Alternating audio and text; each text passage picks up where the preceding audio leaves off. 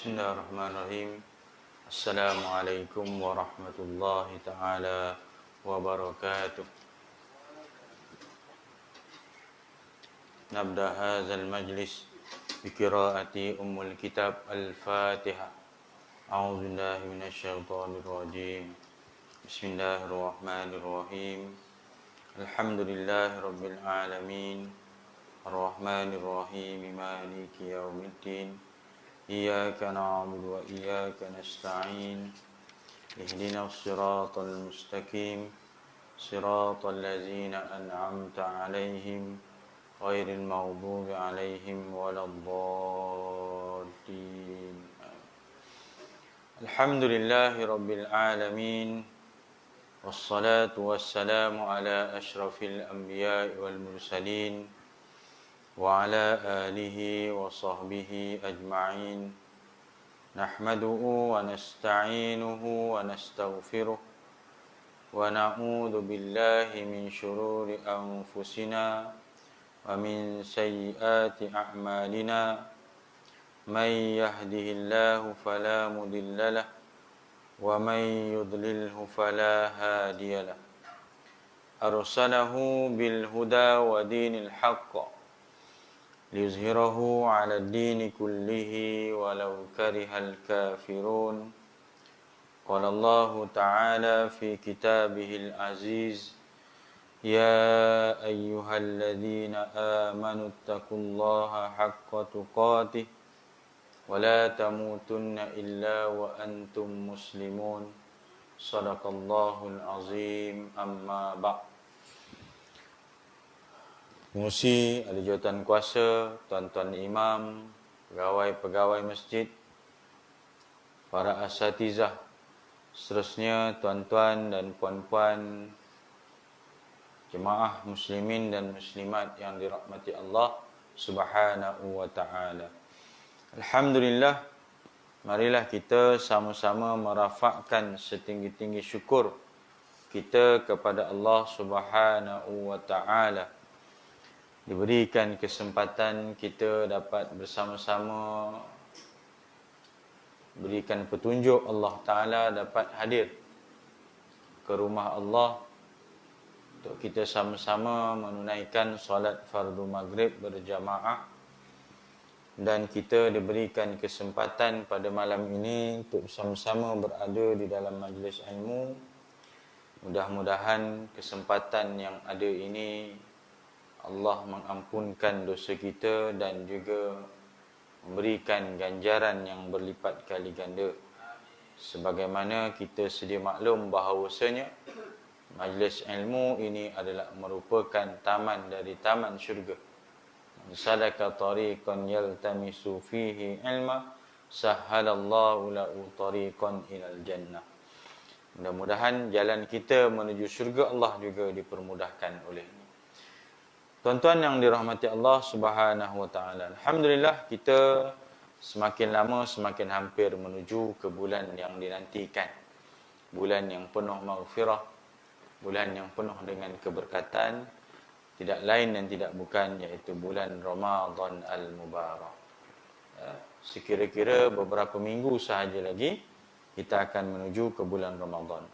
Teruskanlah kita berdoa, Allahumma barik lana fi Rajabin wa Sya'ban wa ballighna Ramadan. Mudah-mudahan kita dipertemukan Allah untuk memasuki bulan Ramadan yang kita nantikan. Dan bulan Sya'ban ini juga jadikanlah kesempatan untuk kita bersama-sama memulakanlah ibadah kita yang kita akan laksanakan di bulan Ramadan. Memperbanyakkan puasa sunat, memperbanyakkan baca Al-Quran, bersedekah, bangun malam, sembahyang tahajud dan sebagainya. Mudah-mudahan dia menjadi satu amalan yang kekal istiqamah kita apabila kita masuk ke dalam syurga nanti, masuk ke dalam bulan Ramadan nanti, tuan-tuan. Baik, insya-Allah malam ni kita sambung kuliah pengajian kita. Saya fikir mungkin ini yang terakhir lah, ya. Bukan masa yang lepas ni tak ngajar dah. Yang terakhir sebelum kita tangguh barangkali ikut bulan puasa. Ya. Bulan Ramadan tak dibenarkan buat tazkirah sebelum pertengahan dan habis tarawih. Jadi kalau nak buat pun mungkin sebelum berbuka ke, lepas asar ke, selain daripada itulah. Ya. Jadi wallah alam lah, rasanya masjid ni bulan puasa kita tangguh lah kot. Korang tahu kot tuan-tuan tiba nak buat kuliah sebelum berbuka ke terpulang lah. Tapi tengoklah menu dia kan. Kalau menunya menarik, bolehlah dipertimbangkan. Saja gurau tuan-tuan. Ya. Bulan Ramadan ni bulan kita nak banyak bersedekah. Tajuk tu ada kaitan dengan tajuk kita pun.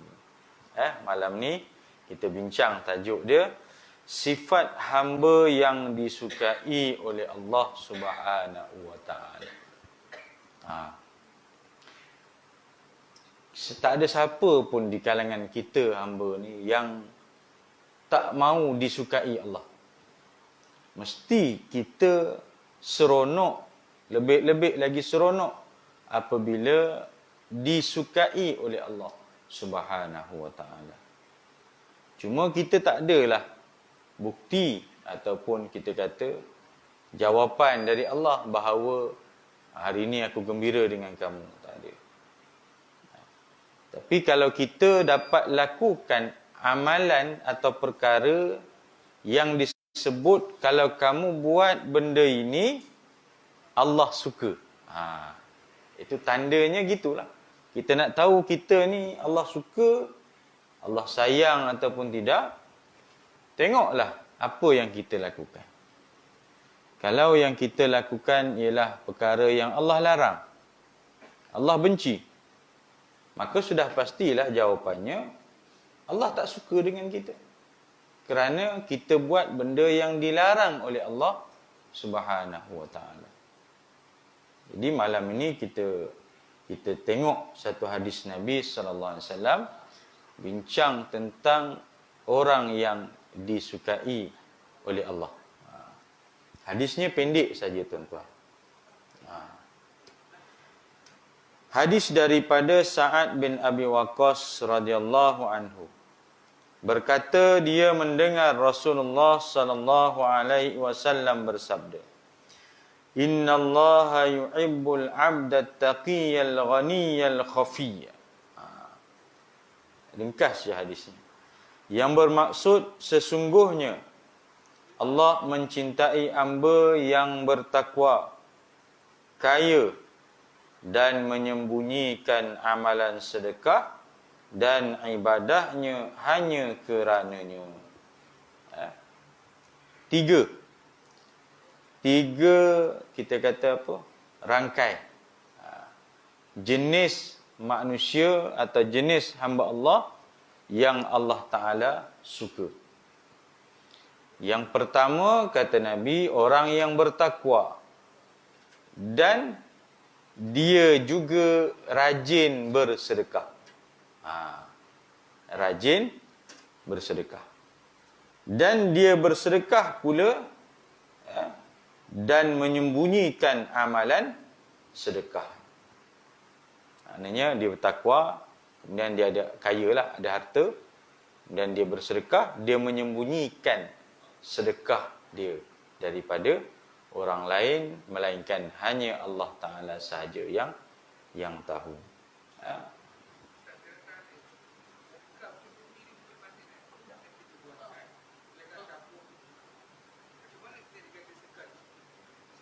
Apa dia? Sedekah sembunyi.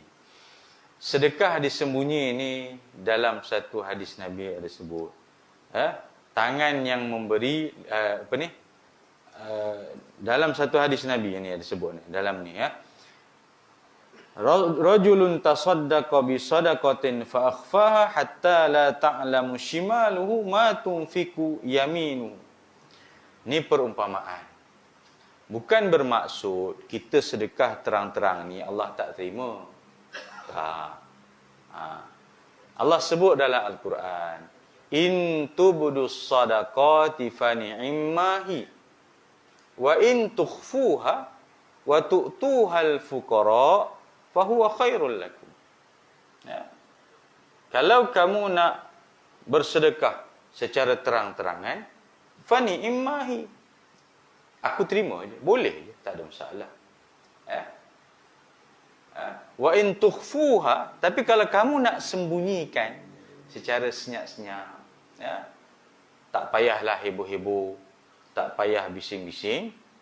Wa tu'tuhal fuqara, dan kamu bagi kepada orang-orang fakir, miskin, fa huwa khairul lakum, itulah yang terbaik untuk kamu. Jadi maksud yang tersembunyi ini, yang terbaik ialah kita bersedekah lillahi ta'ala. Ya. Lillahi ta'ala. Jangan pula lepas ni edar tabung, tuan-tuan tak mau sedekah. Pasal apa? Allah hanya suka orang yang bersedekah secara sembunyi-sembunyi. Jadi letih lah kalau macam tu, tuan-tuan. Ya. Sebab amalan bersedekah macam ni, benda tu biasa dah bagi kita. Orang tak adalah kata, tu nak nunjuk lah tu. Nak masuk duit dalam tabung tu nak nunjuk. Tak ada. Itu biasa. Benda biasa ni orang tak anggap menunjuk. Kan? Pakai kereta. Benda tu dah jadi satu kebiasaan bagi kita. Orang pakai, orang tak kata kita menunjuk. Ya. Melainkan sekali datang 2-3 kereta dia pakai. Tu adalah niat lain. Pakai handphone. Orang tak kata dah pakai handphone ni menunjuk. Sebab benda tu satu kebiasaan bagi kita. Jadi bersedekah ini secara terang-terangan itu tak dikira menunjuk. Melainkan jika perkara tersebut melampaui batasan. Melampaui batasan, orang kata melampau-lampau lah. Kan? Ya. Dia nak masuk tabung lalu, dia nak masuk tu dia berdiri dulu. Ni tabung edar kan? Dia keluar duit. Orang lain masuk je terus gitu. Dia bangun, dia keluar, dia kibas duit RM50 dia. Ni. Dia tak kabur pun, dia kibas. Okey, itu dia masuk. Itu. Nampak benar melampau-lampau sedekah terang-terangan dia tu. Itu mungkinlah kita boleh kata wallahualam lah hati dia dengan Allah Ta'ala saja. Tapi apa sebab dia nak buat sampai begitu? Belum ceritalah kalau dia menyebut pula, sikit benar kamu, takat RM1 je. Ini kalau buka tabung ni confirm warna biru je. Mehlah aku tambah color lain, warna merah. Dia masuk. Itu dah melebihilah dari sepatutnya. Ya. Tapi soal hati, kita serahlah pada Allah Ta'ala. Ikhlas tak ikhlas itu dia dengan Allah Ta'ala lah. Tapi perbuatan itu janganlah menampakkan seolah-olah kita ni nak menunjuk. Okey. Tak kisah tuan-tuan. Nak sedekah secara terang-terang. Boleh sembunyi-sembunyi pun tak apa. Sembunyi pun janganlah melampau-lampau. Masjid dah tutup pukul 12 malam, sanggup dia pecah masuk masjid. Semata-mata nak sedekah tabung masjid. Sebab nak secara sembunyi. Sampai orang duk ligat ni, siapa duk pecah masjid? Rupanya, tak, saya bukan nak curi duit, saya nak masuk duit. Sebab ustaz kata, sedekah secara sembunyi-sembunyi adalah lebih baik. Itu saya masuk masjid pukul 12 malam. Itu pun melampau juga. Dia tak terlalu kurang, tak terlalu lebih. Sedang-sedang. Maknanya antara sedekah terang-terangan dengan sedekah sembunyi-sembunyi itu tidak terlalu melampau lah. Jadi itulah kita kata petunjuk dia yang kita ni buat tu kerana Allah Subhanahu Wa Taala. Baik tuan-tuan yang dirahmati Allah Subhanahu Wa Taala. Bulan lepas kalau tak silap saya kita bicara tajuk bakhil, kedekut. Betul kan? Ingat lagi tak? Kelupa dah. Jadi malam ni kita bicara hadis tentang orang yang bersedekah secara sembunyi-sembunyi. Baik, kita cerita tentang sedekah tu dulu tuan-tuan. Sedekah ini adalah merupakan satu amalan untuk kita mengeluarkan harta dengan tujuan mendekatkan diri kepada Allah Subhanahu Wa Taala. Sebab itu nanti kita ada sebut kelebihan bersedekah. Ya? Kelebihan bersedekah antaranya, nanti saya masuklah. Ya? Antara yang saya sebut satu ialah mengelakkan diri kita ataupun menolak perkara-perkara buruk berlaku kepada kita dengan bersedekah. Sebab Nabi pernah sebut bahawasanya was-sadaqatu tudfi'ul khati'ah kama yudfi'ul ma'una. Sedekah ini akan menghapuskan dosa. Ya. Sedekah akan hapuskan dosa. Sebagaimana air memadamkan api. Begitulah perumpamaannya. Satu hari, tuan-tuan, saya pergi hospital. Hospital sinilah, tuan-tuan. Dalam PKP ni memang saya tak pergi hospital sebab kita tahu memang tak boleh pun sebenarnya kan. Tapi kebetulan adalah kaitan yang rapat lah. Ya, saya punya orang bawahan saya lah, staf saya.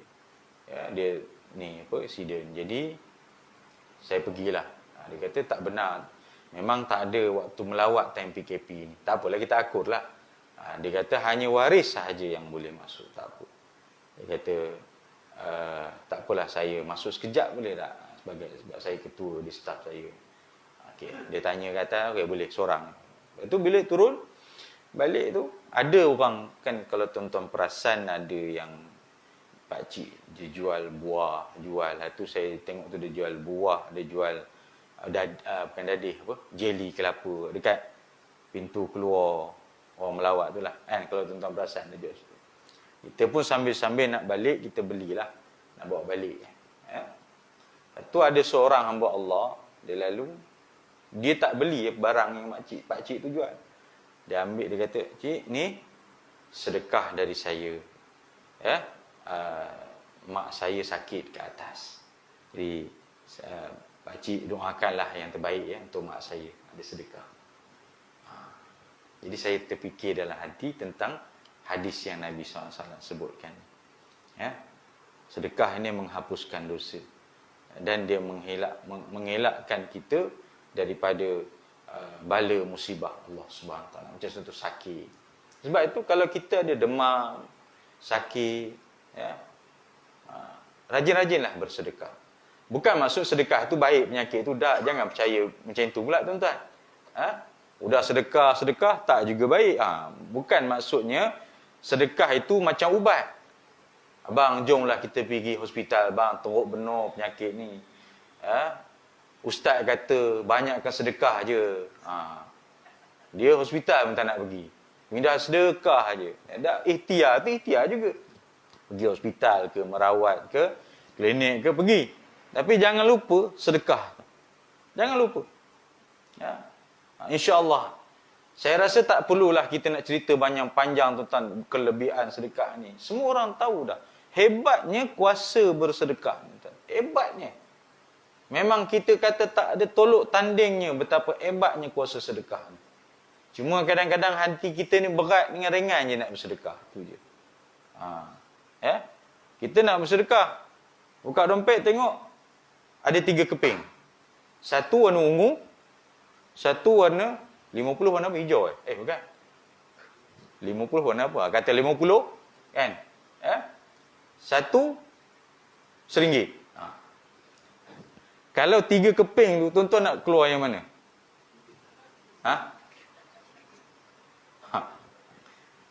Sekeping 100.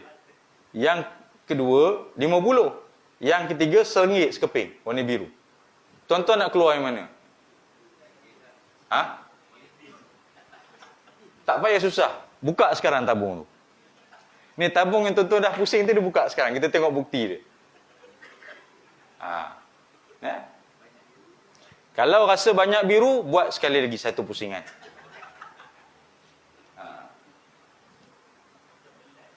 Itu saya kata tadi, kita tahu sedekah tu bagus. Tapi bila tiba tak nak sedekah tu, dia, Allah, ni banyak sangat ni. Ini je dah RM1 lah. Yang penting istiqomah, kata dia. Sedap dia kata. Yang penting sedekah ni istiqomah. Walaupun sikit. Banyak pun tak istiqomah, buat apa, kata dia. Masa tu sedap dia cakap. Tang dia beli barang, tak fikir pula sikit banyak istiqomah. Dia beli aksesori kereta ke, dia beli apa benda kat rumah yang tak ada faedah ke, tak ada pula dia fikir sikit banyak. Tang sedekah sikit, yang penting istiqomah kata dia. Ya. Sedekahlah tuan-tuan, kerana dia akan adalah kelebihan yang kita takkan boleh capai dengan perkara dunia ni. Baik, dulu saya pernah sebutkan bahawa tuan-tuan, kita janganlah meninggalkan satu hari yang berlalu tanpa bersedekah. Jangan tinggalkan. Hari ni dah sedekah belum tuan-tuan? Dah. Bila? Baru ni tabung tadi. Mujur lah.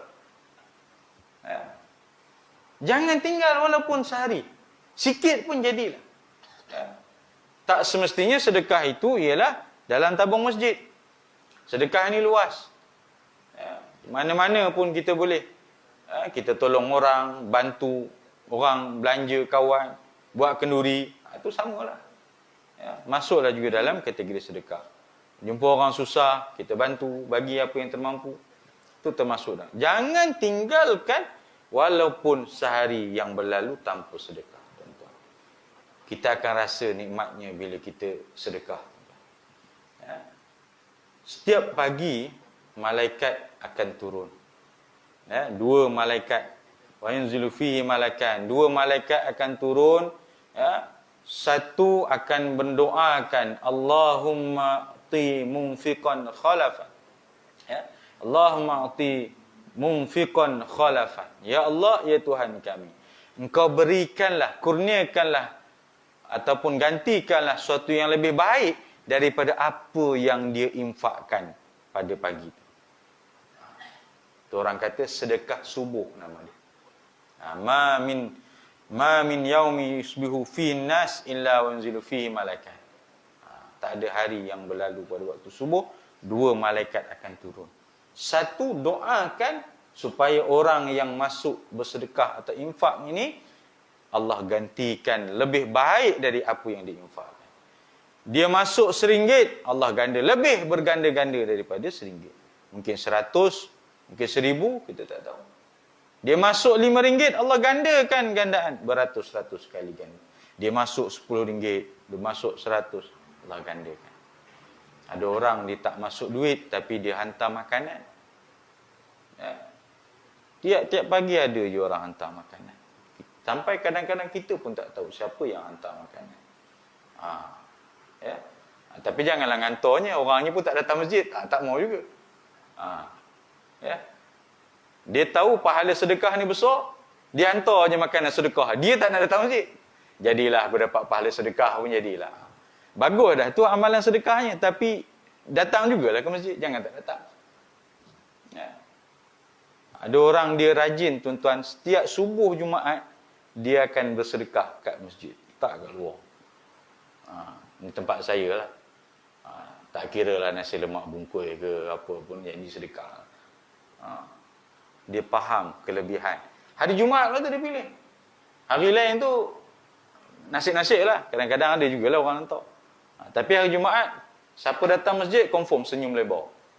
Pasal keluar je ada nasi lemak. Keluar je nasi lemak. Subuh. Tuan-tuan buatlah macam tu. Keluar je sembahyang isyak, ada. Keluar je sembahyang isyak, ada. Jadi tak payah pening-pening. Gilikan je jadual. Ni bulan Ramadan je sedekah. Bulan Ramadan je taja orang makan. Bulan lain tak nak taja. Taja lah. Taja tu, janganlah asyik yang biasa je. Cuba sesekali buat yang luar biasa. Barulah orang tengok datang. Ramai orang datang ni, dia kata malam ni menunya kambing ke. Itu ramai ni. Ya. Jadi, dalam hadis ini digabungkan, bukan sekadar dia rajin bersedekah, tapi dia seorang yang bertakwa kepada Allah Ta'ala. Ya. Allah suka orang yang pertama dia bertakwa, takut kepada Allah Ta'ala. Dia buat segala perintah Allah, dia tinggal segala yang Allah. Dalam masa yang sama dia ialah Al-Ghani, orang yang kaya, orang yang berharta. Tuan-tuan, saya pesan, jangan tunggu kaya baru kita nak bersedekah. Jangan tunggu berharta baru nak bersedekah. Sedekahlah insya-Allah kita akan kaya. Itu.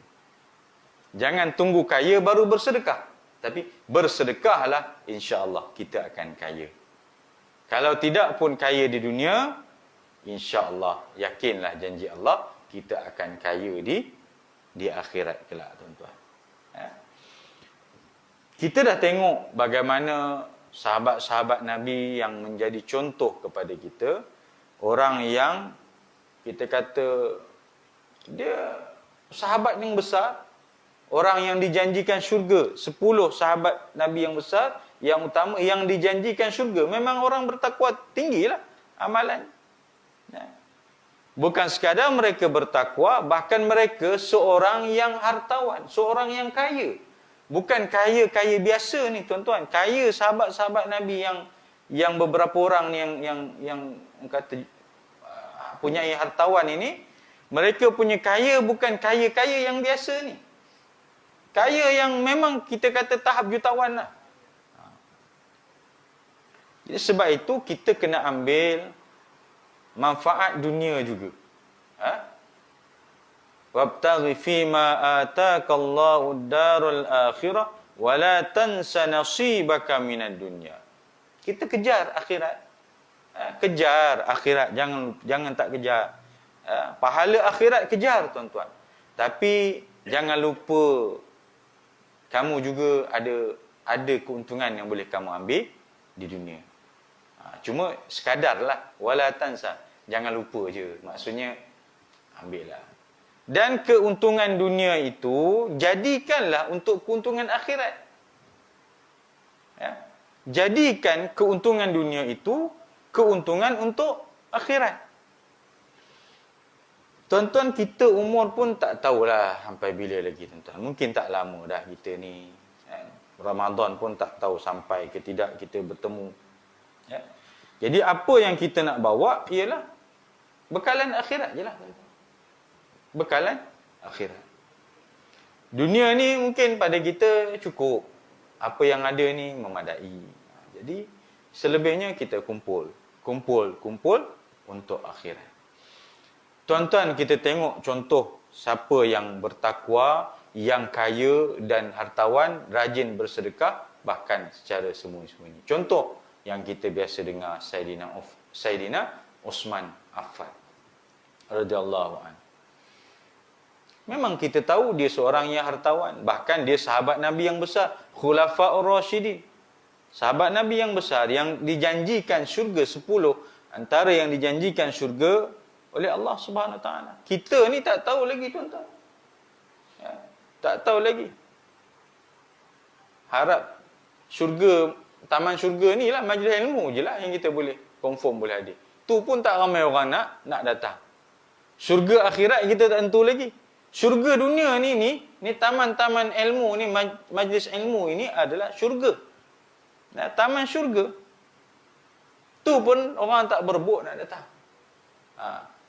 Ada hati lagi nak mengaku, aku ni confirm ahli syurga. Syurga yang dunia terbuka luas ni pun orang tak minat nak datang.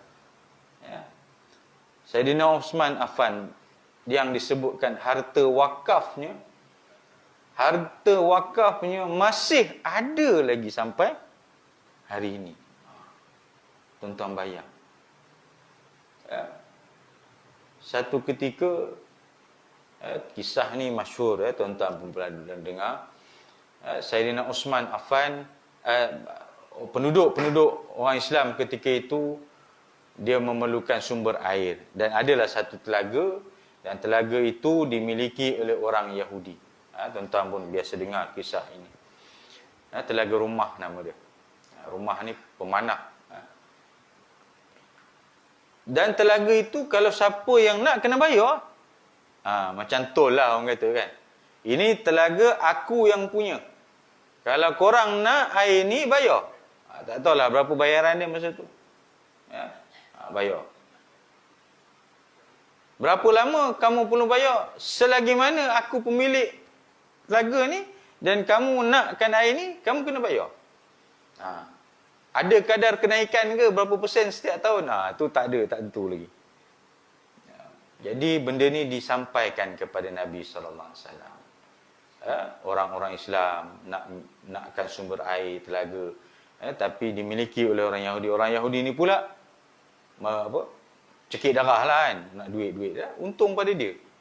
Jadi Nabi offer siapa-siapa yang sanggup untuk infak lah, beli ke telaga tu dan sebagainya. Dan sampai pengetahuan Sayyidina Osman beli. Tapi dia tak semudah itu dia nak beli mula-mula. Deal dulu dengan toke tu, toke Yahudi ni.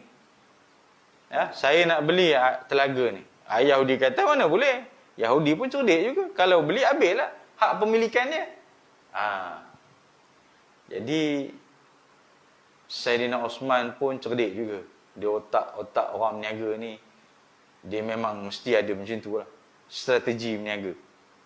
Dia kata tak apalah, kalau kau tak nak jual semua, shareholder ni pada aku 100%, kau jual lah 50% saham pada aku. Maknanya dia ada pegangan sama-sama lah. Kawan ni 50%, kawan ni 50%. Tapi Yahudi kata, dia fikir juga, okey, duit pun aku dapat, tapi hak milik ni masih aku punya juga lagi, sebab masih ada 50% share dia tu. Dia pun setuju, okey. Kata riwayat kata 12,000 dirham katanya. Wallahualam. Bayar. Sayyidina Osman kata, bila dia dah dapat share 50% ni, dia bergilir lah. Hari ini engkau yang punya, besok kamu pula. Maknanya gila-gila lah. Hari ini orang Yahudi punya, dia punya keuntungan lah, kalau dia nampak untung. Besok Sayyidina Osman. Begitulah gilir. Bila tiba tang Sayyidina Osman punya giliran hari, dia offer. Dia kata, tuan-tuan, hari ini adalah hari yang saya punya share. Keuntungan tu akan masuk ke saya. Jadi saya offer tuan-tuan boleh ambil sebanyak mana yang mungkin, free of charge. Free of charge. Tak payah bayar. Dan siap dia lagi khabar, dia kata, tuan-tuan ambillah lebih supaya besok tak payah ambil air dah. Lagi bengkak Yahudi tu. Tuan-tuan ambil air tu lebih hari ni sebab besok turn Yahudi tu punya. Jadi, yelah air pun tak kat mana. Kalau dia ambil untuk hari tu lah guna. Besok mau tak mau kenalah ambil juga lagi air. Jadi dia pesan ambil lebih. Ambil lah 2-3 tong ke untuk besok. Jadi besok tak payah dah. Akhirnya semua buat kaedah macam tu. Lama-lama bila turn Yahudi tu punya share, tak ada siapa datang. Sebab buat apa datang tu bayar? Baik pergi yang free. Kita macam tu juga. Nak bayar ke free? Free. Masuk masjid ni kalau bayar pun tentu masuk. Mentara free pun tak ramai orang nak masuk. Jadi akhirnya dia pun rugi. Tak ada, daripada dia rugi, lebih baik dia dapat untung, iaitu dia jual lah share 50% share dia tu yang ada. Kan? Daripada dia duduk saja, apa income pun tak masuk. So dia ada lagi 50% share keuntungan pada pelaga tu, dia jual, kata dapatlah juga sikit untung. Dia jual. So habislah 100%, dia jual pada Sayyidina Osman. Dapatlah sikit. Jadi dapatlah, dia gunakan telaga tu sepenuhnya untuk orang Islam. Kita kena ada macam tu tuan-tuan. Orang Islam yang jutawan, yang pemurah. Kita kena ada. Lahirkanlah orang Islam jutawan yang pemurah dan merendah diri. Pemurah, merendah diri. Jangan pemurah, action. Tak mau juga. Sombong. Tidur dekat katil tu penuh dengan duit, tidur. Inilah kekayaan saya. Hasil usaha saya selama ini. Ini duit ni saya nak bagi ni ke solat tahfiz ni, rumah anak yatim ni, duit lah yang saya tidur ni. Betul lah dia pemurah, betul lah dia banyak harta, tapi janganlah pula sampai nunjuk-nunjuk atau sombong dan sebagainya. Itu Sayyidina Osman. Sampai hari ni tanah di sekeliling perigi itu akhirnya subur, tumbuh pohon-pohon tamar pun semua tumbuh. Akhirnya mengeluarkan hasil dan silih berganti. Cara ringkasnya, kerajaan Uthmaniyah berganti kerajaan, sampailah kerajaan Saudi yang ada sekarang. Dia mengambil harta keuntungan ladang yang sekeliling pergi itu, membeli tanah wakaf dan membina bangunan hotel. Ada papan tanda signboard kat dulu. Wakaf milik Osman Affan, dia tulis. Sampai sekarang masih ada lagi hasil sumbangan sedekah jariah dia, tuan-tuan. Itu Saidina Osman Affan. Kita pun tahu ada satu lagi yang juga tak kurang hebatnya, iaitu Abdul Rahman bin Auf. Seorang sahabat Nabi yang besar, dan tentulah yang bertakwa. Dia juga dijanjikan syurga Allah Ta'ala, 10 sahabat Nabi. Dia seorang yang kaya, hartawan. Dia asal keluarga yang kaya. Apabila dia berhijrah ke kota Madinah, dia hilang segala hartanya dan dia mulakan balik kehidupan di Madinah dengan berniaga. Tak kala orang sibuk nak membina keluarga di sana, dia cari di mana pasar. Sampai mana, di mana pasar? Aku nak pasar. Kerana dia nak mulakan perniagaan di sana. Sehingga dalam riwayat menyatakan, dalam perangan Tabuk saja, dalam perangan Tabuk, ni perang Tabuk saja, tak masuk perang-perang yang lain, dia infakkan harta-hartanya, dia sedekahkan harta-hartanya 200 dinar. Kalau nilai yang sekarang lah, nilai yang sekarang. 1 dinar berapa? 1 dinar 4.25 gram. Ni sekarang lah, 4.25 gram. Lebih kurang yang terbaru ni 1000 lah. 1 dinar ni 1080, 1100, gitulah. Sekarang. 200 dinar. 200 dinar, kita letak 1000 lah. 1 dinar tu duit Malaysia sekarang ialah 1000. Kalau 200 dinar, 200,000. Betul? 200,000 masa itu, bukan sekarang. Faham tak, tuan-tuan? Zaman Nabi tu dah jauh sangat lah kan. Tak payah cerita zaman Nabi lah. Saya cerita 200,000 tahun 80-an. Besar ke kecil, tuan-tuan? 200,000 tahun 1980. Cukup lah, tak payah jauh-jauh lah. Besar tak? Besar. Ini cerita nilaian 200,000 tu zaman Nabi. Itu hanya sekelumit yang dia bagi untuk perang Tabuk. Duit 200 dinar. Kemudian dia bagi apa lagi? 500 ekor kuda. Kuda seekor apa? Ada ke tuan-tuan bela kuda sini? Berapa seekor kuda? Saya pun tak tahu apa. Ada 8,000. Mahal kot tak? Ini kuda-kuda, bukan kuda-kuda duk main pameran ni kuda-kuda perang punya. Mungkinlah mahal lah. Saya pun tak tahu lah berapa nilainya. Tapi kalau dah 500 ekor, kalau kata 8,000 pun, 5 kali 8 dah berapa? 500 ekor. Itu kuda. Kemudian 1,500 ekor unta. Dia seekor unta sekarang berapa?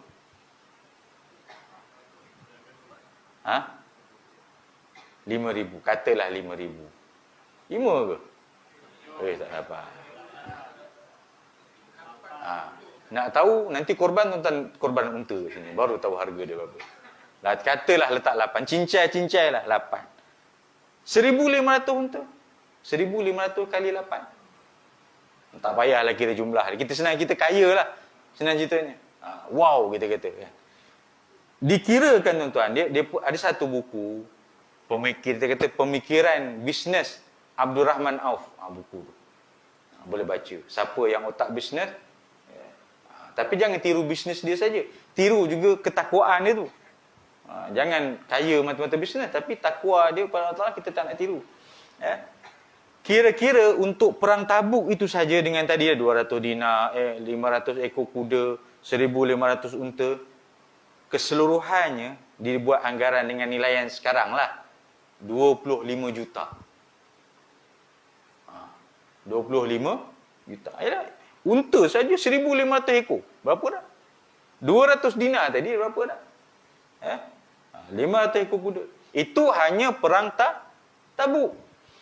Belum cerita perang-perang yang lain yang memang dia akan bagi macam-macam harta kepada jalan Allah Subhanahu Wa Taala. Sebab itu kita kena lahirkan jemaah masjid yang kaya dan pemurah. Kalau boleh semua ni kaya dan pemurah. Ya. Bila buka aja iklan Moray Ramadan, insya-Allah tuan-tuan, malam ni kita akan paparkan iklan Moray Ramadan untuk 1442 Hijrah ni lah. Ya. Jadi siapa yang berhajat boleh tulis nama. Saya nak taja sebulan. Mari seorang kat tangan. Saya nak taja sebulan. Ada? Ada kat sini macam tu? Kadang-kadang dah sampai Ramadan pun ana tak penuh lagi ni. Ya. Mari pula saya nak taja ni sahur. Kita buat qiyamul kita taja sahur. Ya. Saya apa ni Ramadan tahun depan saya nak taja dah sebulan. Sekarang dah order dah. Ya. Biar orang berebut nak bersedekah. Bukan orang berebut tolak menolak. Mana aku ada duit. Apa nak ngecat pintu tandas ni. Ngecat pintu tandas. Ya. Benda kecil. Jadi kita kena ada rasa macam mana jutawan-jutawan sahabat Nabi. Siapa lagi yang hebat? Talhah bin Ubaidillah. Ini juga sahabat Nabi yang besar, yang dijanjikan syurga oleh Allah Ta'ala. 10 tadi. Ya? Dia punya harta yang banyak. Orang yang terkenal di pasar Basrah ketika itu. Ya? Sehari saja katanya dia boleh untung 1000 dinar. Niaga sehari. Saya cakap tadi, dinar sekarang lah, nilai sekarang dinar. Cincai-cincai lah, kita kata 1000 lah. 1 dinar, 1000 ringgit Malaysia. Nilai sekarang. Kalau dia untung 1000 dinar sehari, berapa? 1000 kali 1000. Berapa? Dia untung sehari 1000 dinar. Kalau nilai sekarang, ialah 1 dinar lebih kurang 1000 ringgit Malaysia. Kali. Itu sehari untung dia. Tapi dia tetap pemurah dan sedekah kepada jalan Allah Subhanahu Wa Taala. Siapa lagi tuan-tuan? Yang lain lagi ialah Zubair bin Al-Awwam. Ya? Zubair Al-Awwam. Juga antara sahabat Nabi yang kaya dengan harta. Disebutkan hartanya bila dia meninggal, asetnya 57.6 juta dirham. Ya, atau nilaiannya katanya 64 juta. Kita jangan terkejut tuan-tuan. Mereka sebenarnya lagi jutawan. Nilaian mereka tu masa zaman tu, bukan sekarang. Zaman sekarang kalau kita kata ada 60 juta, kita pun dah rasa kaya dah. Ni zaman dulu. Memang kaya. Ya? Jadi itulah antara sahabat-sahabat Nabi yang boleh kita jadikan panduan. Ya, mudah-mudahan kita orang yang bertakwa, orang yang bersedekah dan juga bersedekah dengan bersembunyi secara sembunyi. Baik, sebagai penutup tuan-tuan, saya nak ambil cerita dan kongsi kelebihan sedekah. Ini kita nak tutup. Yang pertama, hidup kita akan bertambah berkat. Bila kita rajin bersedekah jalan Allah Ta'ala, hidup akan berkat. Sedekahlah tuan-tuan. Jangan risau. Syaitan dia memang akan bisik je. Tak payahlah. Ya? Gaji belum dapat lagi. Tak payahlah. Tak payahlah kau beria nak sedekah sangat. Air sinar tak keluar lagi. Nanti tunggu air sinar kau baru kau masuklah 1000. Ni air sinar tak keluar. Masa belum dapat duit, dia bisik punya tu. Bila dah dapat duit, daripada engkau sedekah kat sini, engkau beli emas. Kau beli emas. Emas tengah murah sekarang ni. Akan datang tak tentu emas harga murah macam ni. Kau dapat air sinar segedebuk pun 8,000, kau beli emas. Emas ni pelaburan jangka masa panjang. Betul juga. Syaitan ni dia mesti cucuk. Janganlah kau sedekah, jangan sedekah. Kita kena lawan. Ya? Yang kedua, bersedekah ini boleh menolak bala atau perkara yang buruk. Sebab tu saya sebut tadi, kalau kita sakit, tak sihat, anak demam, kita banyakkanlah sedekah. Di samping usaha ikhtiar kita berubat, makan ubat dan sebagainya. Sedekah. Dan sedekah tu niat. Sebab Bila kita sedekah, orang akan doa, ya Allah, murahkanlah rezeki orang ni, ya Allah. Ya Allah, ya Tuhanku, mudahkanlah urusannya, ya Allah. Dia bantu aku dalam keadaan aku susah ni, dia sedekah pada aku. InsyaAllah, orang akan doa.